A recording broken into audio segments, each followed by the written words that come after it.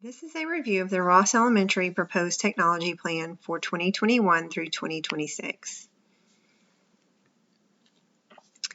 Ross Elementary is a neighborhood school that is a little over 50 years old.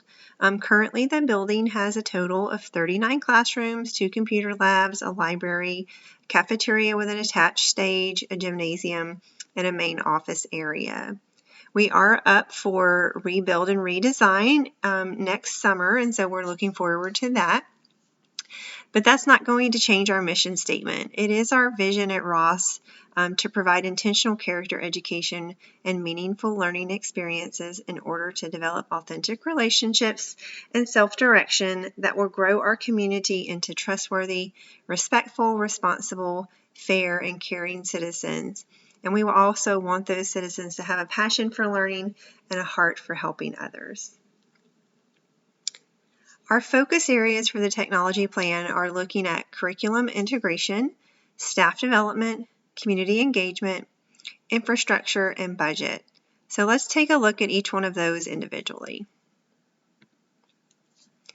Looking at curriculum engagement, the campus does have support for that through our learning technology coaches.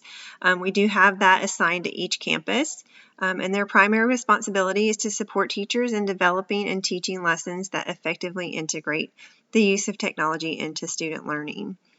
To help accomplish this, the LTC supports staff and students in using the district learning management system, providing support tools, and promoting responsible use of that technology. For the action plan over the next 5 years, we do want each student to achieve personalized learning goals through experiences maximized by robust technology resources.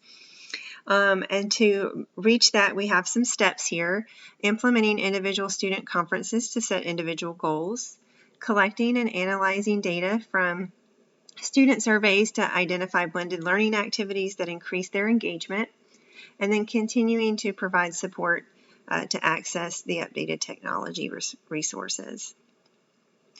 We also want each student to optimize his or her use of technology and to learn at his or her own pace.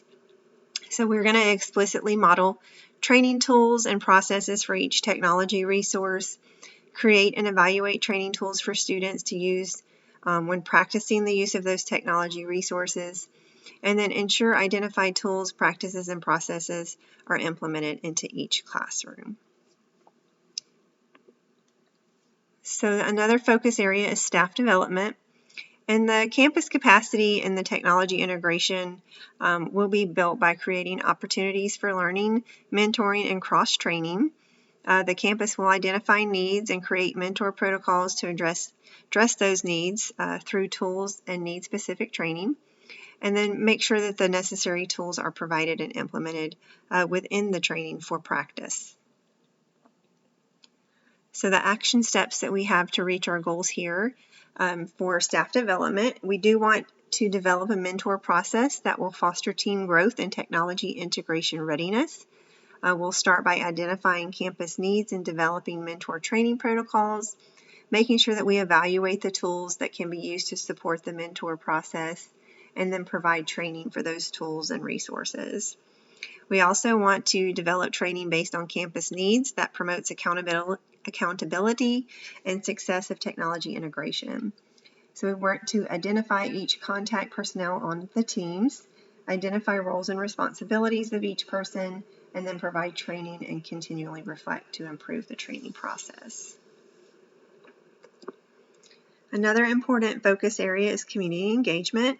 Our campus is committed to community engagement by proactively broadening and strengthening relationships within and beyond the learning community. To help achieve this, each student will use transformative technology to impact his or her learning goals and become an information producer to enhance society. So the goals that we have to increase our community engagement are build meaningful and supportive relationships between campus staff.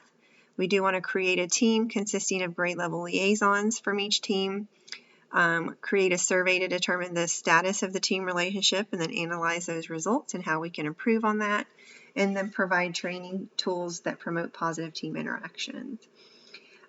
For additional community engagement, we do want to build meaningful and supportive relationships between staff, students, and parents. So we are going to have that tech liaison team attend campus functions such as open house, curriculum nights, STEM nights. Make sure that we get feedback from the parents and students in the form of a survey, and then use that data to continue to provide student and parent training tools for the resources chosen.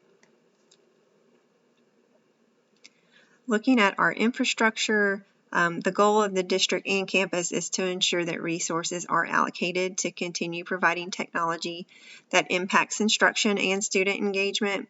The campus is committed to examining data and identifying validity of the current applications being used and the areas of needed technology improvement across the campus, and then advocating for the district funding for that. The goal is to just ensure that equitable distribution of all updated hardware and software is done across campuses across the district. We want to develop ways to evaluate current software and hardware use, conduct regular reviews of that data on the hardware and software usage, and then continually reflect to improve the equitable distribution of that, and working alongside the district and ensuring that that keeps up to date. When we look at the last focus area of budget, at the campus level, there is not a technology budget that comes through the district. However, we can apply for grants at the campus level for different technology needs. And based on data that was collected in the 2020-21 school year, it was determined that our students do need some accessories to support their online learning, as well as another application. And so we do have a proposed budget here for the Snap and Read extension so that all of our students can have access to the content that is being moved to digital format, and they are able to have that read to them if needed. And then also we are needing pencils or digital pencils for the screens. Really, when we're incorporating in that curriculum for math, it's important to be able to work out your problems, show your thinking, and using some of our teaching strategies like our no-show go, our problem-solving steps. So it's important for our students to still be able to continue to do that even though their curriculum is being integrated into an online platform. And then, of course, at the end of every plan, we do want to evaluate the success of this plan. So evaluation of campus technology will be completed through collection of qualitative and quantitative pre- and post data, teacher, student, and parent surveys, along with the pre- and post assessment data for students will be used to determine the future needs of technology integration.